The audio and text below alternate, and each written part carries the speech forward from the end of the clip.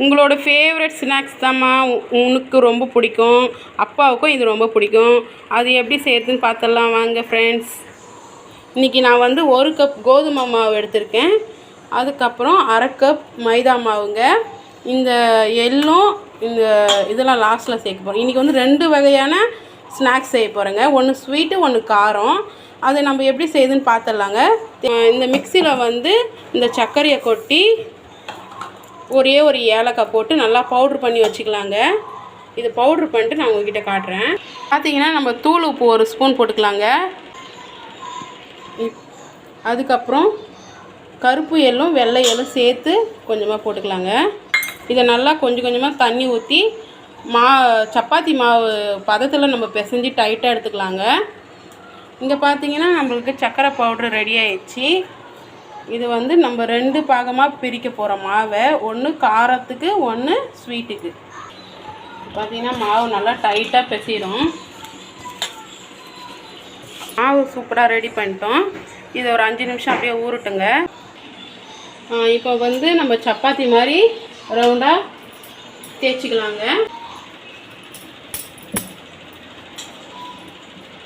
சைடில் இருக்கிறதெல்லாம் கட் பண்ணி எடுத்துக்கலாங்க.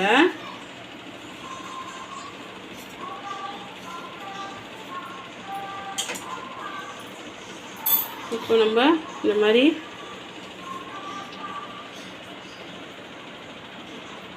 உங்களுக்கு எப்படி வேணுமோ நீங்கள் அதை மாதிரி கட் பண்ணிக்கோங்க. எல்லாத்தையும் நம்ம இதே மாதிரி தான் போட்டு தட்டில் வச்சுக்கணும். எண்ணெய் ஒரு பக்கம் கேஸில் வச்சுட்டேங்க. அனலை குறைச்சிட்டு நம்ம ரெடி பண்ணும்போது அனலை ஏற்றிக்க வேண்டியதான். இந்த மாதிரி இருக்கணும். இப்படி ஒரு ஃபோர்க்கால் இப்படி குத்தி விடுங்க. அப்போ தான் நல்லா உள்ள வேகும்.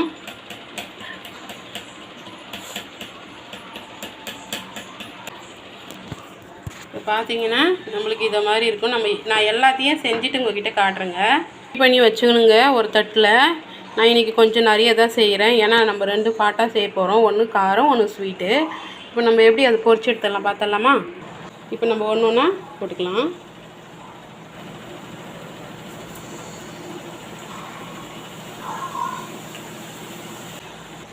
இப்போ பார்த்தீங்கன்னா நல்லா செவந்து இருக்குங்க.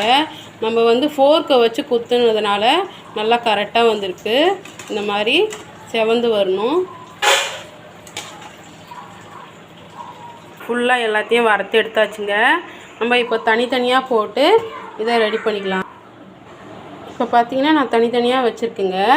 இங்கே பார்த்தீங்கன்னா நான் சும்மா ஒரு சிட்டிக்கே சால்ட்டு உப்பு, ஒரு சிட்டிக்கே தனி மிளகாத்தூளுங்க.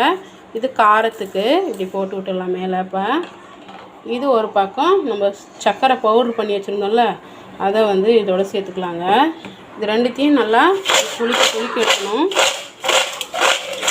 இதில் போட்ட மசாலா எல்லாம் நம்மளோட ஸ்வீட்டும் ரெடி ஆயிடுச்சு, காரமும் ரெடி ஆயிடுச்சு. சூடாக காப்பியும் போட்டு வச்சாச்சு. இனி என் குழந்தைங்களுக்கு கொடுத்துட்டு டேஸ்ட்டு பண்ணி பார்த்துட வேண்டியதாங்க. ஸ்டீல் டப்பாவில் வச்சு ஸ்டோர் பண்ணி 1 வாரம் வரை கூட வச்சு சாப்பிட்லாம். வந்து ஆறுறப்போ போடக்கூடாது. நம்ம தனி மிளகாத்தூளும் உப்பும் போட்டோம் இல்லைங்களா, சூடு மட்டும் தான் போடணும். அப்போ தான் நம்ம போடுற மசாலாலாம் இதோட ஒட்டிக்கின்னு இருக்கும். அதேமாரி இங்கே நம்ம ஸ்வீட் போட்டோம்ல, அதுவும் சர்க்கரை வந்து பார்த்திங்கன்னா நல்லா ஒட்டிக்கிச்சு. இங்கே பார்த்தீங்கன்னா தாங்க எப்படி இருக்குது, சாப்பிட்டு பாரு. உங்களோட ஃபேவரட் அம்மா செஞ்சுருக்கேனே, அந்த மொறுமொறுப்புலாம் இருக்கா? சரி சரி, நீ ஒன்று சாப்பிட்டு பாரு. எப்படி இருக்குது தங்கம்? ஓகே, இதேமாரி உங்கள் குழந்தைங்களுக்கு நீங்களும் செஞ்சு கொடுங்க. அவங்க விரும்பி சாப்பிடுவாங்க. நம்ம வெளியில் வாங்கி கொடுக்குறத விட இது மாதிரி டிஃப்ரெண்ட்டாக நம்ம செஞ்சு கொடுக்கணுங்க. அப்படியே நம்ம சேனலை பிடிச்சிருந்தா லைக் பண்ணுங்கள், மறக்காமல் சப்ஸ்கிரைப் கொடுங்க, தொடர்ந்து சப்போர்ட் பண்ணுங்கள். பாய் சொல்லு தாரிமா ரஷிமா. நெக்ஸ்ட் வீடியோவில் பார்க்கலாங்க. வெல்கம் டு மச்சுஸ் கிச்சன்.